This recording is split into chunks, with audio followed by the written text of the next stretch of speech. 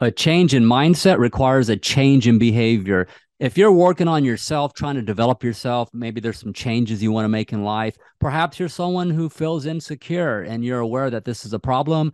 You would like to be a person who's more secure, or any other particular issue you may have problems with in your life. That you're essentially, trying to change your mindset, have a more positive attitude, if you will. In cognitive behavioral therapy, CBT, yeah, there's a cognitive component that's a part of the process of change or addressing issues, any number of issues, whether it's someone dealing with a disproportionate amount of anxiety, an anxiety disorder, depression, negative thoughts, perhaps people with addiction issues. You get the idea. A lot of contexts where, yeah, being able to consider a different mindset, perhaps reframe things, have a different, more healthier, rational interpretation of what's going on can be better for you. The thing is, as a lot of people may already know this, with cognitive behavioral therapy, it has this idea that our thoughts, our beliefs, it's basically how we interpret something, a situation, or how we internalize it. That's what produces or influences our emotions and feelings.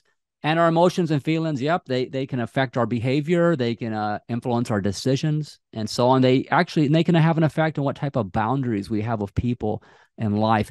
The problem is that emotions and feelings are not necessarily based in logic, but they are influenced by what we think nonetheless. And this is the problem, right? And that's why with cognitive approaches, we do look at a more rational way, try to reframe something from a bigger picture context, be more flexible, less rigid, and consider other feelings that can be healthier, right? No feelings final. So the thing is, people a lot of times they do the work to consider more healthier way of looking at something, or more rational way to interpret something in their life, whether it's relationships, social situations, their job, etc. Right? There's a lot of issues or examples and contexts you can imagine. The problem is, if I sometimes see people struggle with, is here's some of the complaints I'll hear. I'll hear people say, well, I've changed my mindset. I have a positive attitude. I'm doing all that. And of course, my intellectually, I understand why I shouldn't feel a particular way, or perhaps I understand the behaviors I'm doing are not the best behaviors. It's not rational, so I get it, I understand it. I'm trying to have a better attitude, more positive, but it's just not getting it for me. It's not doing the job. I'm still struggling. I'm still stuck, and perhaps, yeah, I'm still engaging in unhealthy behaviors and habits, right? And the problem is, the truth being told, while it is important to have some awareness, definitely to start working on changing mindset, we certainly need that for sure. That's a part of it, but it can't be all of it. It really can't. We need to have the other end of it. And so what I'm going to talk about in this video is, yeah, it's not enough to just have a positive attitude and have a more rational interpretation of your situations around you and consider healthier feelings and emotions. If that by itself, without the other end of it, executing, performing, and practicing corresponding behaviors that follow a more rational way of thinking, without the behavior part of it, this is not usually going to give you the result you want. You will continue to struggle, even if you are working on a more positive attitude, if you will, a more rational way to look at your life. So I'll give some examples here. Sometimes people, let's say someone's a bit insecure, maybe they have issues with anxiety, maybe some depression, and they're doing all this trying to wake up in the morning and think about gratitude, right? Things to be thankful for. Maybe they're putting in the work to refute and reframe irrational thoughts about being an imposter, like imposter syndrome, for example, or maybe that they're not good enough, they're inadequate. Maybe also they struggle with saying no to people. They're a yes person to everything. They have porous boundaries, right? So let's say I follow up with somebody and say, hey, well, how you been doing? Have you been trying to look at other ways to consider situations you're involved with yourself, right? And other feelings about it, right? And so have you been seeing any improvements there, right? And so I hear people say, well, yeah, I do that, and sometimes I'll still get the negative thought again, or I'll still get the same feeling again, and then I'm feeling frustrated because I've already been doing this. I did it last week when I got this negative thought.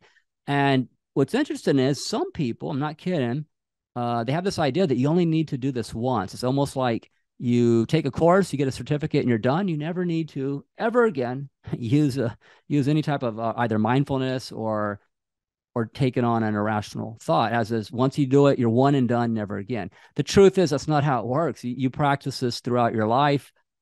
We don't live in a fixed point within a context in your life. Our stream of consciousness, if you will, it's an ongoing process across various contexts throughout our life. So our consciousness and our awareness of ourselves, it's just an ongoing thing. So the truth is we have to do this throughout our entire life. There is no, you do a therapy session or even do therapy for a few months, and then that's it. You're fixed. You don't got to do nothing further ever again. You'll never have irrational thoughts, unhealthy feelings, or any of your other, type of anxieties or issues you might be having, or unhealthy type of anxiety, if you will. So the thing is, let's get to the behavior part to circle back to that point I'm making about the behavior part. So I'll give you an example. I'll have someone make some complaints like, man, it's just, the CBT stuff. Is it really doing it for me? I'm like, okay, so you're doing you're putting in the work to challenge negative thoughts. You're having a more rational way to interpret things. And maybe you have some healthy mantras. You are practicing mindfulness, if you will. And you're doing all the work, breathing exercises. Maybe they're doing that. So I'll ask them a few questions, like someone who's struggles with feeling insecure. They never say no to people. I'll ask them, well, hey, how many times this week did you say no? Or how many times this month did you say no to someone when you felt uncomfortable with the request? Well, no, I haven't said no yet. The last couple of months, maybe, right? When's the last time in the last couple of months that when you did feel uncomfortable with something, did you communicate honestly and take responsibility for your feelings? Communicate honestly, take responsibility for your feelings. Let somebody know how you feel about a situation. When's the last time you did that? In the last maybe 1 or 2 months. You haven't done that. Okay, so you haven't been doing that, right? Okay. What about other stuff that's just kind of part of the holistic aspects of your life and health? Have you begun exercising? We talked about that. Oh, you haven't done it yet. Just haven't had time to get to look at gym memberships, or maybe exercise equipment. You haven't had time for that. Okay, the last couple of months, nothing's happened. Well, what about that sleep schedule we discussed? Well, have you been trying to get to bed at a more reasonable time? Have you been having any boundaries with your iPad, cell phone, television in the bedroom, watching YouTube late at night, right? Have you been trying to wake up early and maybe try to exercise in the morning before you begin your day? Have you any movement in that direction? Well, no, I haven't done that yet. I just I haven't had time yet, or I had to look at my schedule, if you will, right? It hasn't happened. You get it.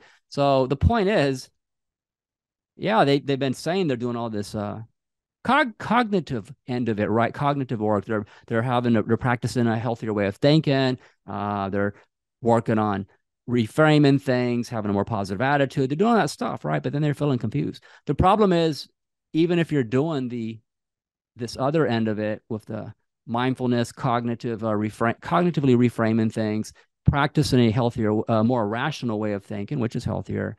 Without all that other stuff, it's going to be, you're not likely to see as the change you would really like to have, because the other end of this, the behavior, when you execute a behavior which corresponds with the rational way of thinking, such as, let's say you have a rational interpretation of a unreasonable request. You feel uncomfortable with it. You kind of process it. You think it through. You're like, no, I have a right to say no to this person. It doesn't make me a bad person. I don't need to feel guilty. You understand this. But that's not enough. You have to then say no. You have to actually execute and perform the behavior, even if that might feel awkward for you because you're not used to doing it. And that's the truth. A lot of these changes in behaviors that you're not used to executing, they will feel awkward because you're not used to doing it. So you're you're learning to write a new program.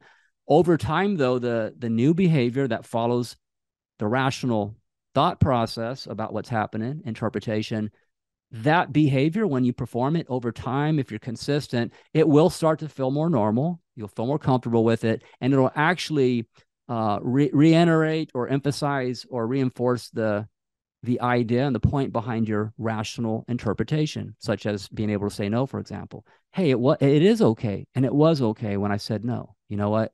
Perhaps yeah, perhaps this is something that's part of my new normal. So you need the behaviors. You need the behavior 100%. So just in general, when you look at someone who is a secure person, what does their behaviors look like? Well, typically the behavior of a secure person is someone who doesn't have trouble saying no to people. They feel comfortable with that. They do not compromise their values, right? Their values and needs. They don't compromise them. And they also are comfortable with prioritizing themselves, right? And so on. Someone who's saying they want to place more value on things. Well, I want to value my health more. Well, okay, does your behavior communicate that? Because our behaviors, our messages do send messages to other people and ourselves. Such as when I say no to people and I learn to feel comfortable with that, the message to myself is, hey, it's okay to, not only is it okay to say no, but it's okay to make myself a priority. It's okay to not compromise my values. So that behavior reinforces the very thought process you had to begin with that is telling you the behavior is okay. You got to have the behavior. When I discipline myself to exercise in the mornings, in my case, I exercise in the morning before I start my day. That message to myself is that I have value, I'm important, and I am a priority. Motivation doesn't always get me out of bed, to be honest, but because the fact that I place value on exercise for what it does for me, and also a function of discipline, that gets me out of bed. And then, of course, I'm glad I did it later on. So the behavior side of this, it may not feel like the easy thing to do or the natural thing to do, but you just have to be willing to get past that and just accept that when you practice new behaviors, it will feel like an effort. It might even feel awkward, but this is where the decision process comes into play. You have to decide this is the reasonable thing to do because it follows this positive thinking I've been telling myself. So the behavior becomes the conclusion of the thought, right? So if you're not punctuating your positive attitude and positive thinking with behaviors that reason and correspond and flow from or just are congruent to that thought process, you're not going to have a more of a solid completion of helping you change and maybe perhaps develop yourself and become this person you want to be. I think you get the idea. So if you want to be a more secure person, think of somebody you know that you think of as being a secure person. Look at what some of their behaviors look like. Consider that. Maybe those are some behaviors you can start practicing yourself, because the other end of this, the behavior is essential. It's necessary, just like the cognitive part, or just having a more rational, healthier way of how you think about things. In the middle of all this, if you want to think of this as a relationship that flows both ways, is our emotions and feelings, which also have an influence on our behaviors, our experience, right? Our interactions in the world. So I hope this helps. So for those of you out there struggling, maybe thinking, this positive attitude stuff is a bunch of crap. It doesn't work because I still have all these problems in my life. Well, I'd ask you, consider asking yourself, behaviorally speaking, what are things that you're just not doing them, right? Because if you're not doing certain particular behaviors, what do you expect? You can have the most positive attitude in the world that appears to sound optimistic, but without being intentional to execute behaviors that goes with that, good luck. Yeah, no wonder just that alone's not working for you. I get it. So I hope that helps. I'll make maybe another video later on about these issues as far as how our emotions, what that says, behaviors, what that says too, right?